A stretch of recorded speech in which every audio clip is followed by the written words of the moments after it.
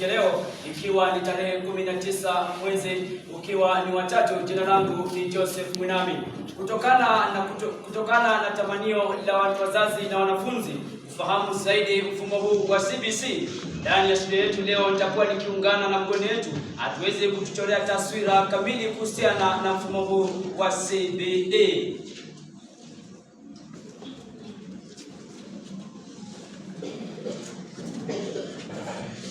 Karibu sana mgeni wetu katika studio zetu za siku ya leo. Labda kwa mtazamaji ambaye anakutazama kwa mara ya kwanza, unaweza kueleza unaitwa nani na umetokea wapi? Asante sana kunikaribisha katika studio hii. Kwa jina naitwa Brian Tabu, mkurugenzi wa elimu kutoka kaunti ya Nairobi. Asante sana mgeni wangu wa siku ya leo. Kumbuka kwamba iwapo utakuwa na swali lolote kuhusiana na mfumo huu wa CBE, unaweza wasiliana nasi katika mitandao yetu yote ya kijamii pale X, Twitter, TikTok na Facebook, ama unaweza kutumia ujumbe mfupi kwa nambari 22106 uweze kutuachia swali lako, ama ukiwa na maoni, na mgeni wetu wa siku ya leo atakuwa akikujibu. Labda mgeni wetu, tuanze na swali la kwanza. Watu wengi hawajaelewa mfumo huu kiundani zaidi.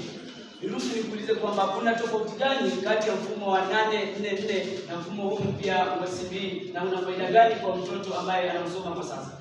Asante sana kwa swali hilo. Tunapoangalia utofauti uliopo katika mifumo hii miwili, tunaangalia kwamba ule mfumo wa 844 ulikuwa mfumo ambao ulikuwa unazingatia sana masomo ya darasani, lakini ukija kwa mfumo wa CBE tunapata kwamba huu ni mfumo ambao unazingatia sana ujuzi ambao mwanafunzi ako nao, na pia unazingatia sana talanta ya mwanafunzi. Asante sana. Na kuna wakati nilikuwa natembea kule mashinani, mzazi mmoja akasema kwamba watoto wake wamemaliza mayai, hana nafasi ya kula yai kwa sababu wanafunzi wanabeba mayai yote wakipeleka shuleni. Labda nikuulize, je, serikali haikuwa na mpango wa kupea shule fedha ili waweze kufikiria hawa wanafunzi mahitaji wakati wanapoendeleza mtaala huu? Asante sana kwa swali hili.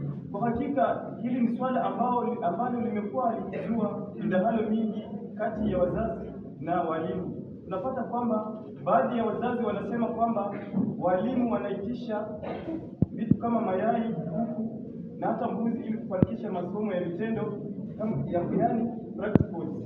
Lakini sisi kama msaada tunasema kwamba zile hela ambazo tunatenga kwa shule zetu zinaitwa capitation fund, na hizi hela kazi yake ni kuhakikisha kwamba kuna maendeleo katika shule na hata kununua baadhi ya vifaa shuleni kama vitabu. Lakini tukija kwa hii sehemu nyingine tunapata kwamba hizi fedha za kununua masomo ya vitendo ni fedha ambazo ni sehemu ya mzazi, kwa sababu tunapoangalia masomo ya vitendo si masomo ambayo yanafanyika kwa kila mara. Utapata kwamba kwa muhula masomo haya yanaweza fanyika hata angalau mara moja.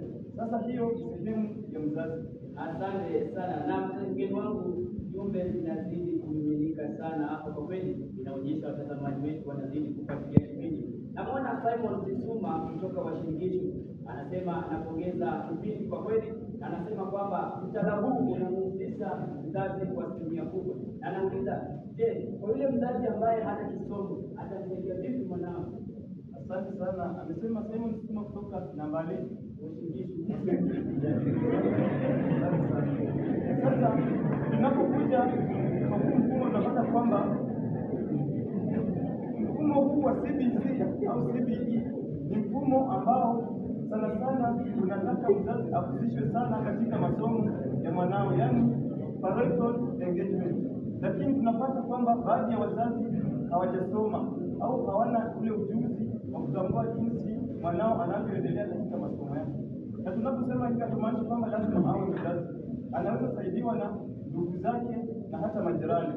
Asante sana. Na mwana mwingine anasema anaitwa Evelyn Msweti kutoka Mombasa. Anasema sasa hivi kama mimi mzazi siwezi kuchapa mtoto, kwa sababu mimi nakumbuka enzi zangu wakati nilipata alama 0 mama alinichapa sana kwa sababu gani sijafikisha 90. Lakini kwa sasa mtoto anakuletea ile nakala yake ya matokeo wameandika 4, 3, 2, 1. Hapo unabaki kunyamaza kwa sababu huelewi vizuri.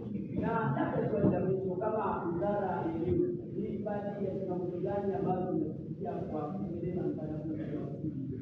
Kwa hakika mfumo wa CBE una changamoto nyingi. Kwanza, changamoto ya kwanza ni kwamba utapata kwamba wale walimu walioko kwa sasa hawajapata yale mafunzo yanayostahili ili kufanikisha masomo ya watoto wetu, na changamoto ya pili ni kwamba hatuna vifaa maalum au vifaa vya kutosha kuwezesha haya masomo ya CBE. Sasa sisi kama wizara tumetenga fedha maalum kuhakikisha kwamba hawa walimu wetu tunawapa masomo zaidi na hata kufundisha ujuzi wa kutayarisha hawa wanafunzi wetu. Naam, nafahamishwa na mwenyekiti wangu kwamba muda wetu umeshatuacha. Nashukuru sana kwa kuweza kutembelea siku ya leo. Labda niruhusu tu niweze kusoma jumbe fupi hapa katika mtandao wa X. Namwona Brian Kateni anasema anatupata vizuri nikiwa kaunti ya Kisumu. Namwona mwingine anasema inaitwa Silvanos Matemo kutoka kaunti ya Elgeyo Marakwet, anasema pia mimi ninapongeza kipindi langu Jicho. Ukiwa hapo mpenzi mtazamaji, sina la ziada, ndipo napiga msumari wangu wa mwisho katika kipindi chetu leo, kipindi cha Mduara wa Elimu. Hapa tunafahamisha na kutolea taswira kamili kuhusiana na mfumo huu wa umilisi wa CBE kutokana na matamanio pia ya watazamaji, kwa sababu maswali mengi itabidi nialike tena mgeni wetu ili tuweze kuhakikisha kwamba mzazi na mwanafunzi ameelewa mfumo huu mpya wa umilisi kiundani. Naitwa Joseph Munami, mwendeshaji wa kipindi. Nasema kwamba umefanya kitu poa sana kusikiliza na kutazama kipindi hiki. Hadi siku nyingine, Mola akipenda, anajua atapenda. Yende mahali pema palipo na wema, tukutane siku nyingine.